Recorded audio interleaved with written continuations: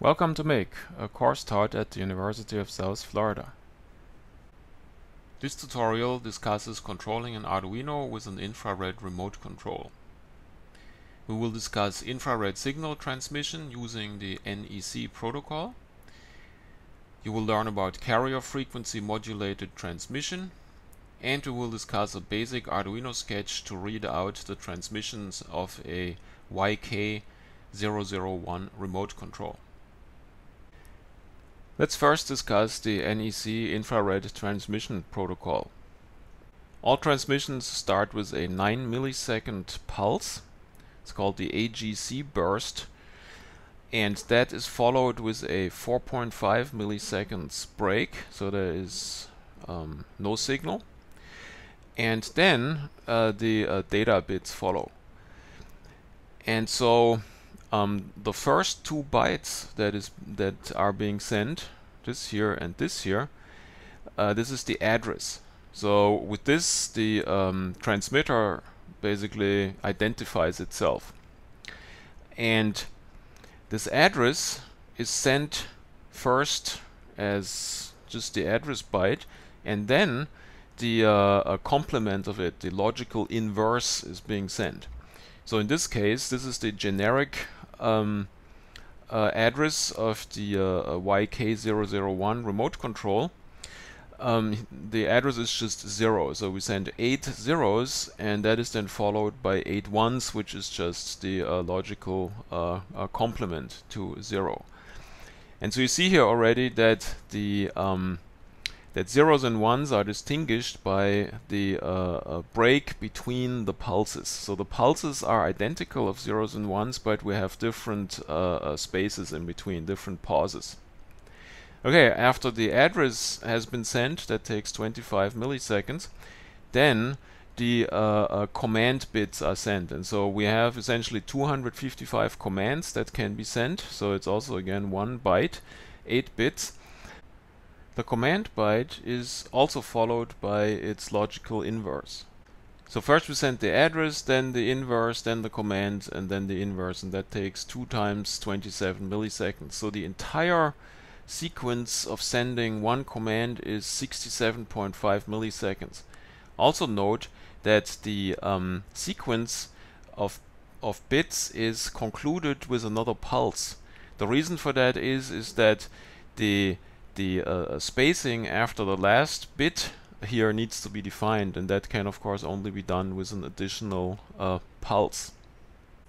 The reasons for sending these inverse here is that that allows a very simple process to check whether all the bits were transmitted correctly.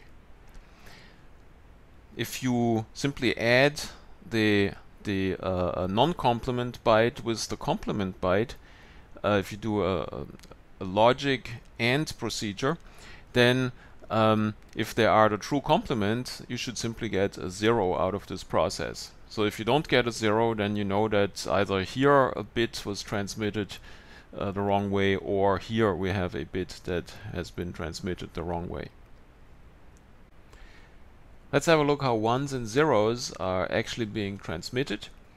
I already told you on the previous slide that if we send a 0 and a 1, the pulses, they have the same length, and in this case it's 562 microseconds, but the zeros and ones are distinguished by the pause that is after the pulse. And if you send a 0, then you have a 562 microseconds pulse, while when you send a 1, this pause is just 3 times the length. So we have 1675 microseconds.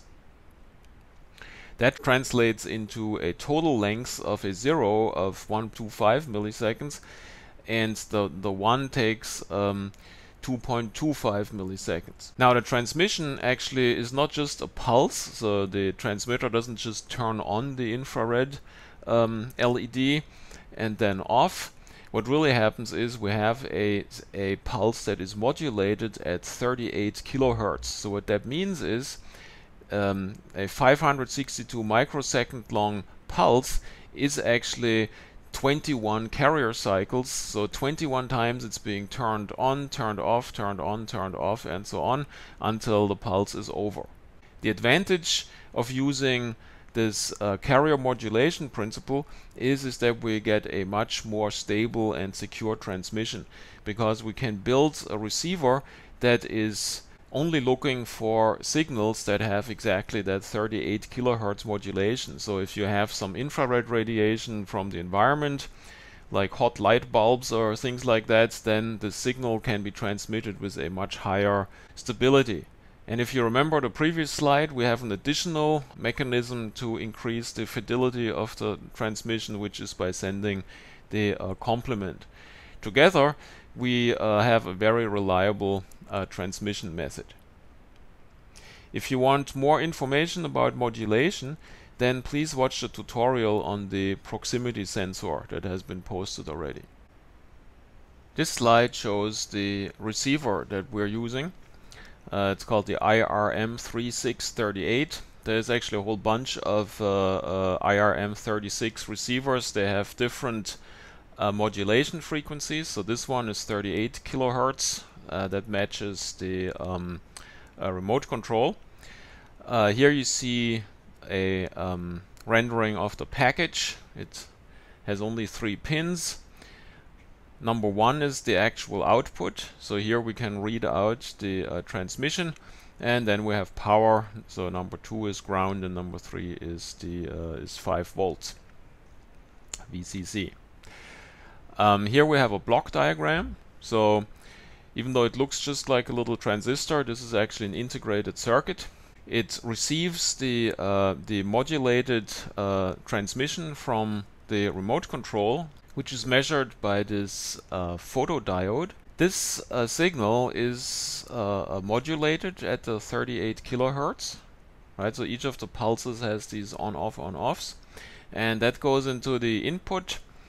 It's probably an amplifier, and then it goes into a filter that takes out noise, and then this goes into a demodulator. This demodulator has a 38 kilohertz oscillator that allows it to filter out just the 38 kilohertz component of that input signal, and then that chip puts out a signal that is cleaned up. So we have exactly the same pulses like that come in here, but without the modulation on it. And what's coming out is actually, when there is a pulse, the signal goes from 5 volts to 0. So we have an inverted pulse. So when nothing is transmitted, the output is at 5 volts, and whenever a transmission of a pulse occurs, it is being pulled down to 0. And so this signal now we can directly feed into an Arduino input.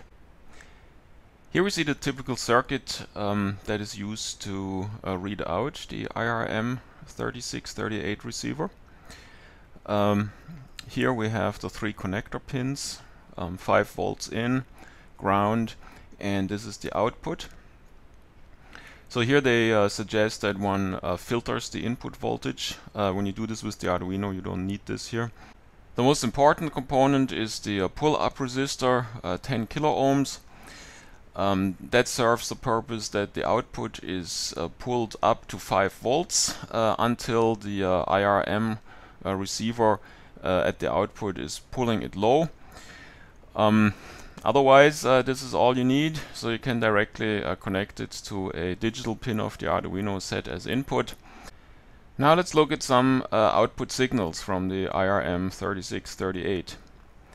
So here I used the YK001 remote control, and I hooked up the receiver like on the previous slide, and then I connected my oscilloscope to the output, and this is what I got. So I pressed button 1 here on the remote control, and you see very nicely how the signal builds up. First we have that 9 millisecond pulse that signifies the start of a transmission. Then we have the 4.5 millisecond break where nothing happens, and then we have all the bits of first of the address and then of the command that's being transmitted.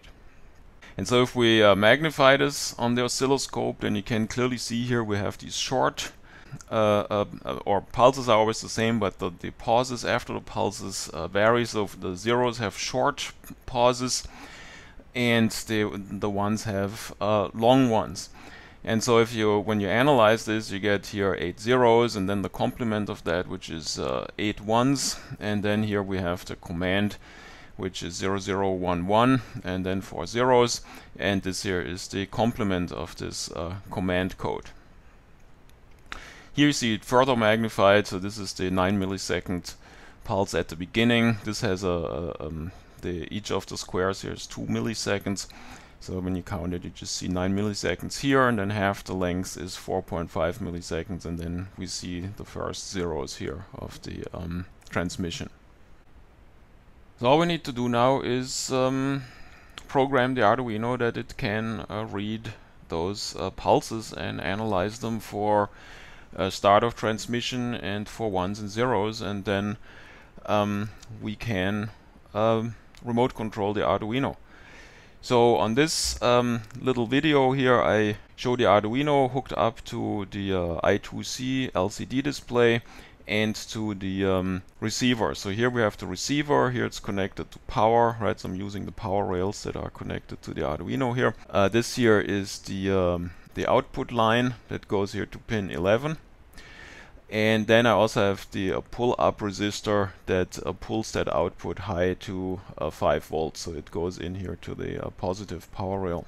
Here we have the I2C LCD display connected to the I2C bus, right, to the clock and the data line. And underneath here, we don't see that right now, 2 of the pins, they are, maybe actually here we see it, they are connected also to the power rails.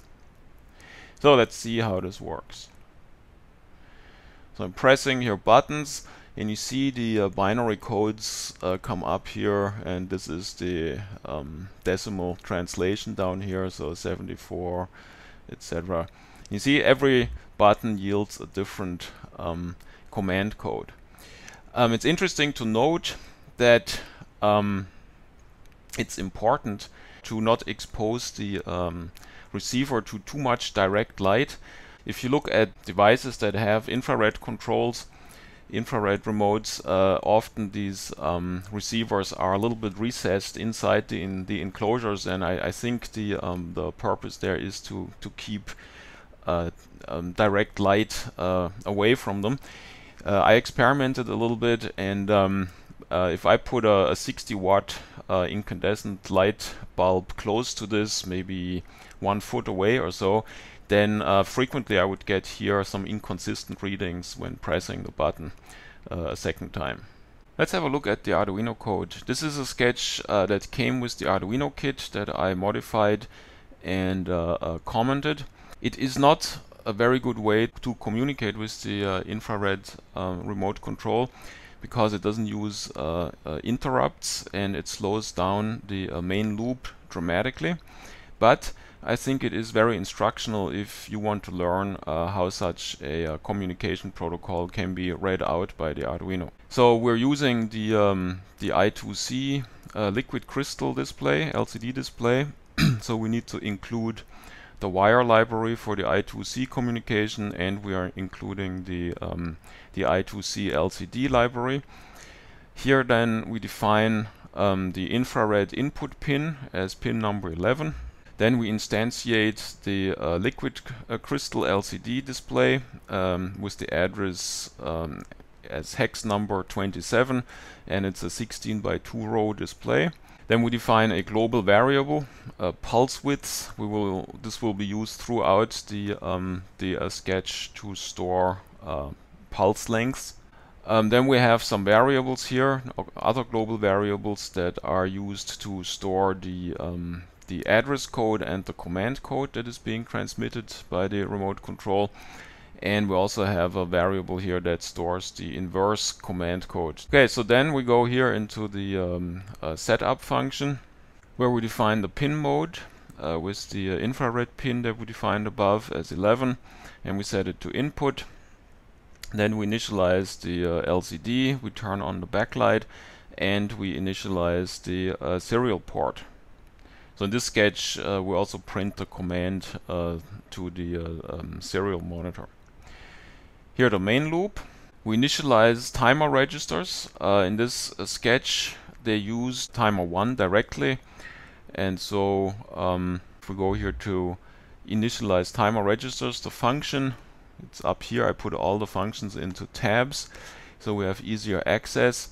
And so all we do here is initialize the various registers that are connected to this timer. This could also be done with the timer functions that are part of the Arduino library, but here they chose to use directly the registers. And so the most important register for us is this here, the TCNT1 register. This contains the actual time, and so throughout the other functions here, this is being used to measure the pulse width, the pulse length. And then we enter a loop, and this loop just runs forever. So while 1 basically makes a loop that runs forever. And we only call 2 functions. The first one is determine if there is a transmission. That essentially determines whether there is a transmission, and then if there is one, it extracts the address and the command. And then we have send data to serial. That is the one that actually prints everything to the LCD. Let's have a look real quick.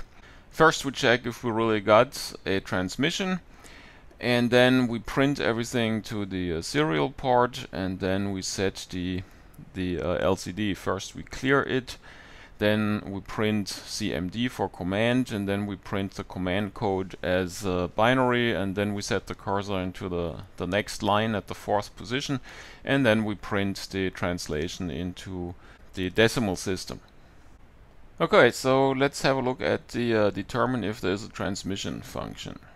This function essentially checks if we have the 9 milliseconds and the 4 milliseconds features of the transmission, and if these are found, then this function calls write bit values into data variables, which is the function that then evaluates the actual transmission bits.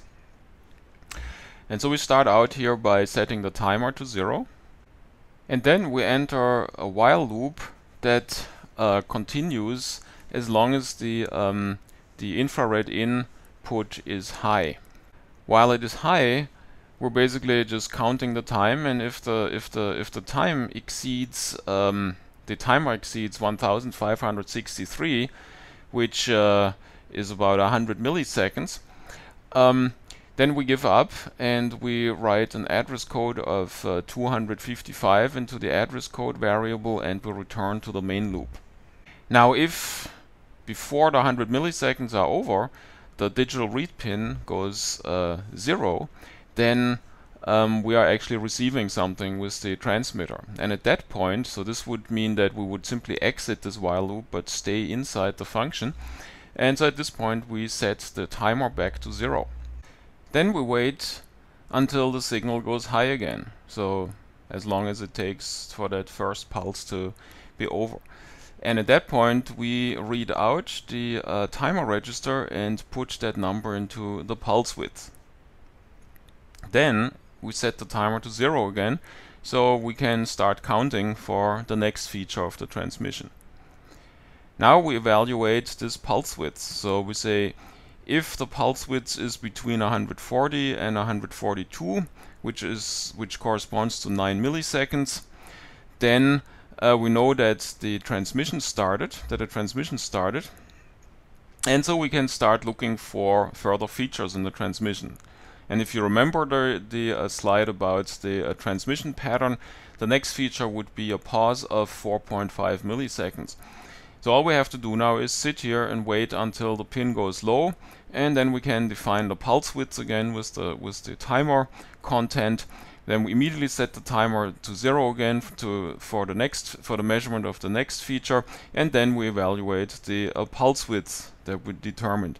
And so if the pulse width is between 68 and 72, then we have a pulse that is about 4.5 milliseconds.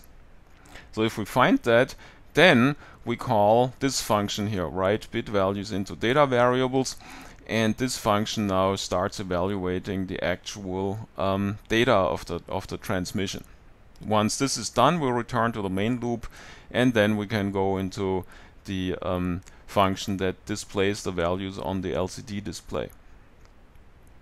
If the pulse width is 2.2 milliseconds, or the length of that pause is 2.25 milliseconds, that actually means that we're receiving a repeat signal. So this is what happens if you keep your finger on the remote control button after it transmits the message. What happens then is we only get every 2.5 milliseconds a repeat signal, and so this is what we're detecting here and then account for. This is not really being used in this sketch, so we're returning empty, but of course you could put in here something into this if statement that would then, for example, show on the LCD display repeat pulse detected or something of that nature. Let's have a quick look at the functions that evaluate the data transmission.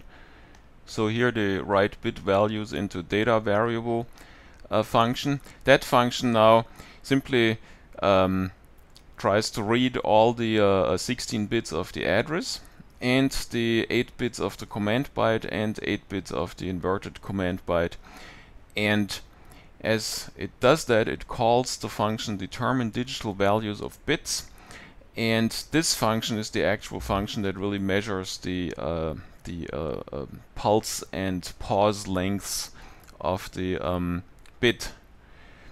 So this is here, and there again we use that method that we just saw in the determine if there is a transmission function. We set the timer to 0, then we wait until the pin changes, then this gives us the pulse width, and then we evaluate here, and we either return a 0 or a 1 if we find the appropriate lengths for zeros and ones. There's also a provision for if we find nothing that fits into the protocol, then this function returns a -1, and of course one could use this to provide an error message.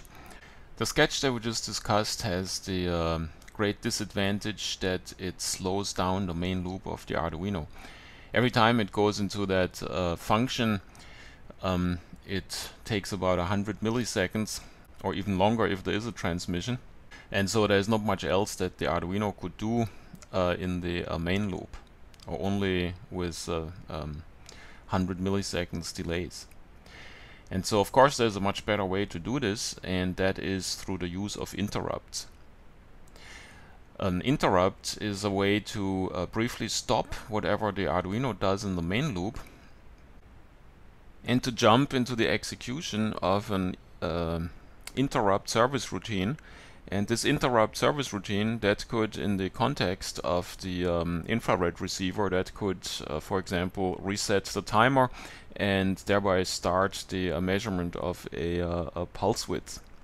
A second interrupt could be triggered when the pulse is over, and then we would know whatever pulse is there. But in between those interrupt calls, we could still execute the Arduino main loop, and that would have the result that we could still do fairly complex things in the main loop, while we can also interpret the transmissions from the remote control.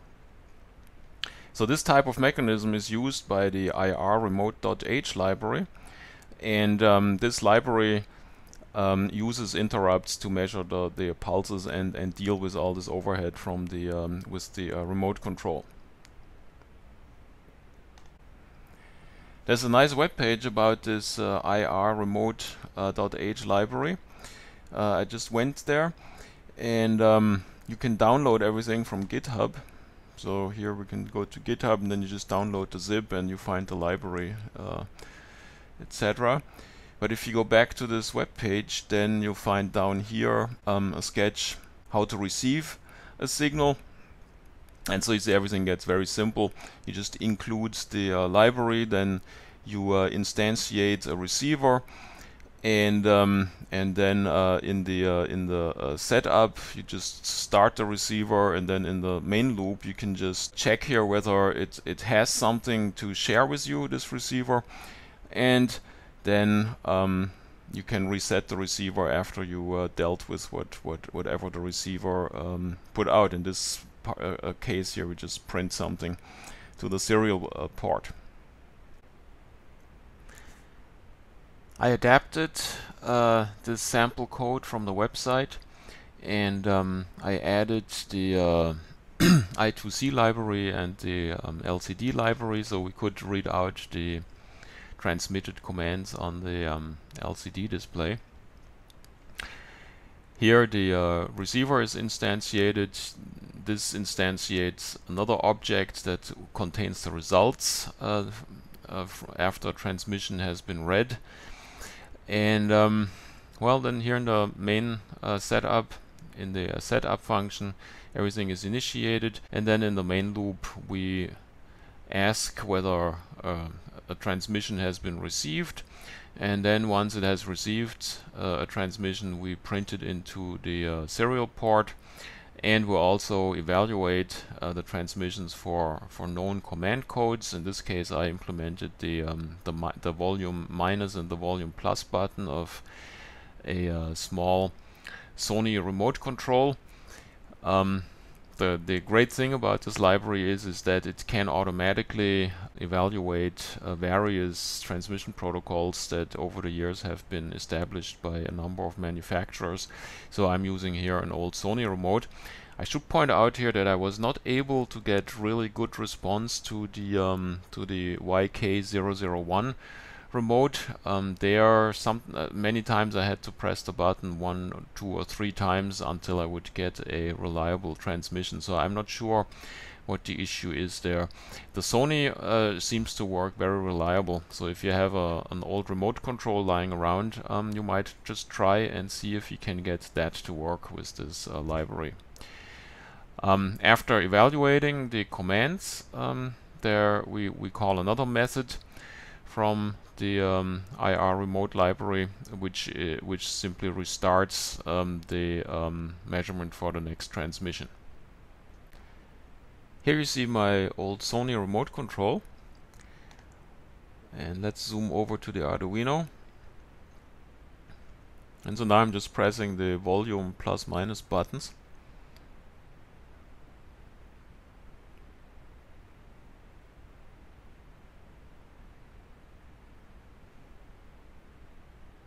So you see it is able to communicate with a Sony remote control. This concludes our tutorial controlling an Arduino with an infrared remote control. Thanks for watching.